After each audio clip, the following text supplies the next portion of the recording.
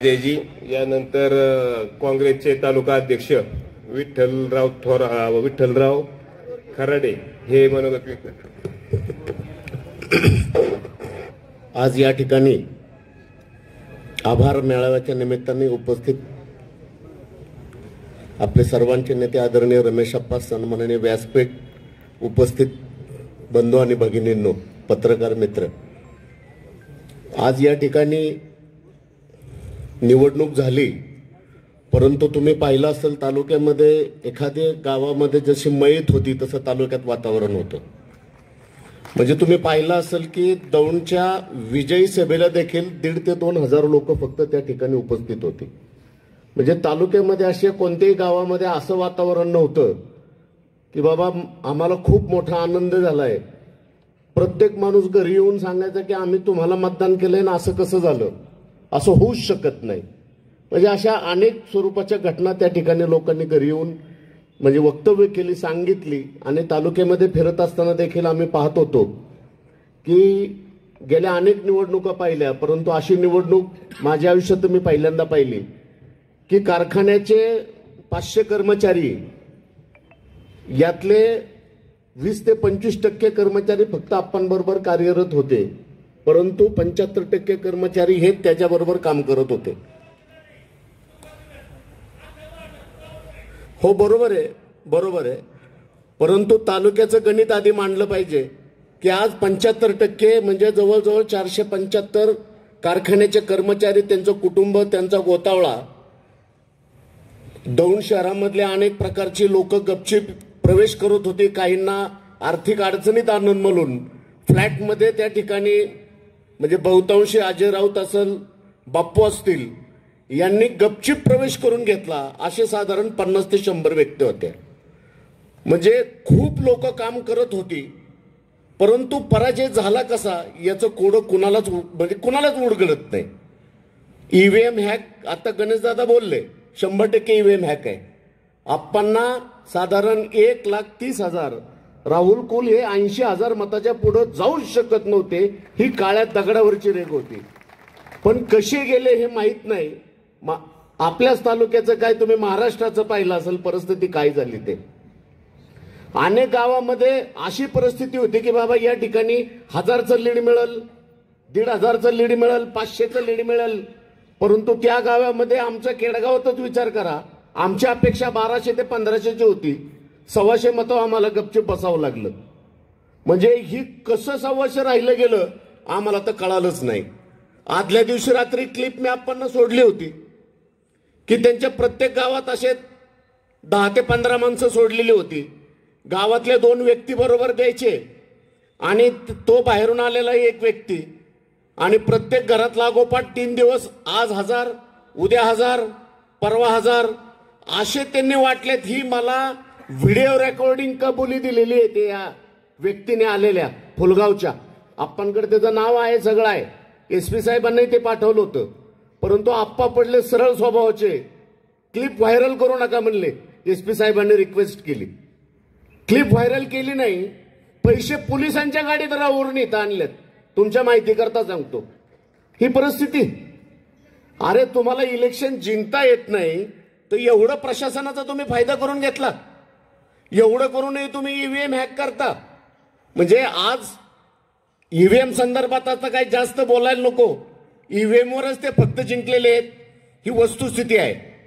आता देशातले मंडळी, राज्यातले मंडळी, आप्पा हे ईव्हीएमच्या संदर्भामध्ये जे जे निर्णय घेतील, ज्या ज्या वेळेस आपल्याला रस्त्यावर यायची बाळी येईल, आपण रस्त्यावर आप्पांच्या बरोबर उभं राहिलं पाहिजे आणि आपल्याला आलं पाहिजे, तर आपण पुढच्या निवडणुका जिंकू शकू, नाही तर ही अवघड परिस्थिती आहे। आता राहिला विषय तुमचा, गणेशदादाने सांगितलं, आता तुम्ही अजिबात काळजी करायची गरज नाही, आम्ही तुमच्या बरोबर आहोत। काळ्या रात्री तुमच्यावर वाईट वेळ येऊ, जे इलेक्शनमध्ये शब्द दिलते तेच आज शब्द तुम्हाला देतोय, अशी संघटना आपण उभी करतोय। आप्पांनी सांगितलंय आम्हाला, अशी काही फौज तालुक्यात तयार करतोय की कोण्या एका कार्यकर्त्यावर अन्याय ज्यावेळेस होईल त्यावेळेस ती फौज त्याच्या पाठीशी निश्चित उभी केल्याशिवाय आप्पांच्या माध्यमातून आम्ही राहणार नाही। पोलीस स्टेशन असू द्या, महसूल खाता असू द्या किंवा अन्य कोणतंही खाता असू द्या, शेवटी ही लोकशाही अजून आहे।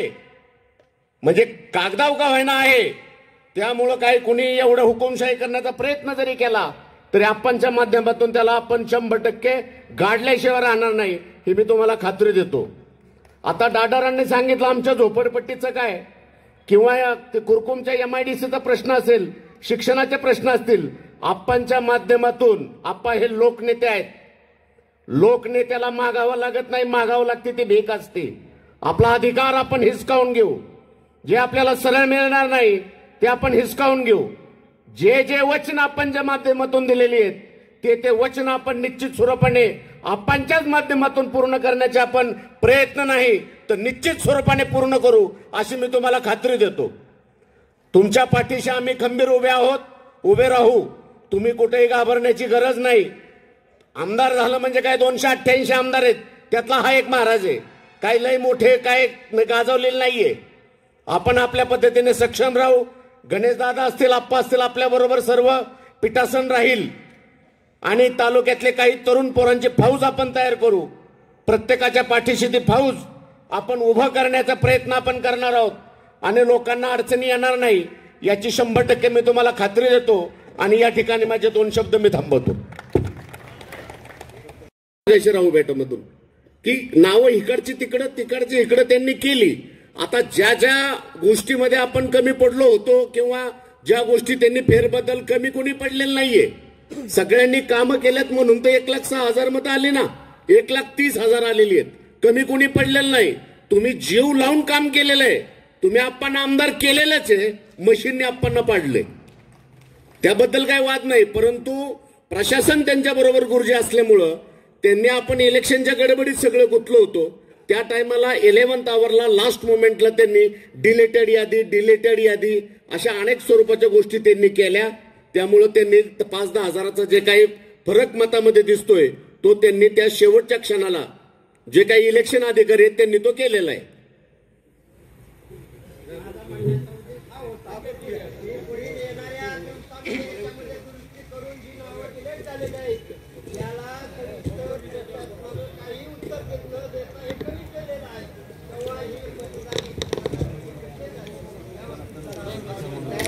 नमस्कार. आभार मेळाव्याचे परंतु गेल्या 10-15 वर्षामध्ये थोडक्यात क्लोजिंग आपल्याबद्दल माझी झाली.